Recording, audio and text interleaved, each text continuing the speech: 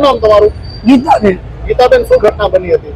બની આ બે ભાઈ કારખાની બેન ભાઈ આવતા હતા, છોકરી આગળ વહી ગઈ, થોડોક વાયા રહી ગયો અને આમથી ઓલી મોટી શેરીમાં કોકને સરી મારીને આવ્યો અને આ છોકરો વસમાં આવ્યો ને એને પસાડીને મારવા મીડ્યા. એ કામેથી કારખાને મારા દેરનો છોકરો છે. શું લેવામાં આવ્યો? એટલે ઈ આમથી બીજાથી ધમાલ કરીને આવ્યો ને ડાયમાં એને મારવા મીડ્યો સાહેબ. એ તો હાલ્યો તો કામે બેન ભાઈ હલાવતા હતા કારખાને 8 વાગે એને મારવા મીડ્યો. અને અહીંયા 24 કલાક ઈ શેરીમાં બેહી રહી, બેનું દીકરી નીરાય ના હોય, કોઈને ક્યાંય જવાય નહીં, અહીંયા બેહી રહી. અને કઈ મારવાનું કઈ કારણ ખરું? શું લેવામાં? અરે છોકરો કોઈ બોલે સાહેબ, તમે એને બોલાવ્યો હોય તો તમને રોવા મળે એવો છોકરો છે.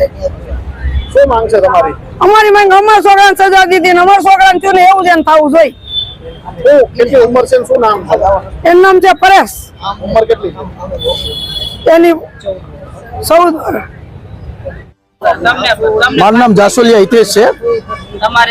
ઘણા સમયથી કાયદો વ્યવસ્થા જે કથળી રહી છે, જ્યારે દારૂના, ડ્રગ્સના અનેક કિસ્સાઓ મીડિયા સમક્ષ આવી રહ્યા છે, ત્યારે આ સ્લમ એરિયામાંથી જે આ બાળકો એટલે કે બે ભાઈ બહેન કારખાનેથી આવતા હતા અને આ વિસ્તારની માહિતી મળવા મુજબ કે ભાઈ એ કારખાનેથી આવતા હતા તો તે દારૂ પી અને રોડ ઉપર ઊભો હતો અને આ બાળક પાસેથી કઈ નજીવા પૈસા માંગે છે, 20 રૂપિયા કે 50 રૂપિયાની માંગ કરે છે.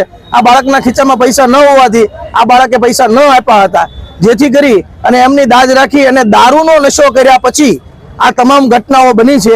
જે આરોપીને અત્યારે માહિતી મળતા મુજબ આરોપીને પકડી પાડ્યો છે અથવા તો હાજર થયો છે એવી માહિતી છે.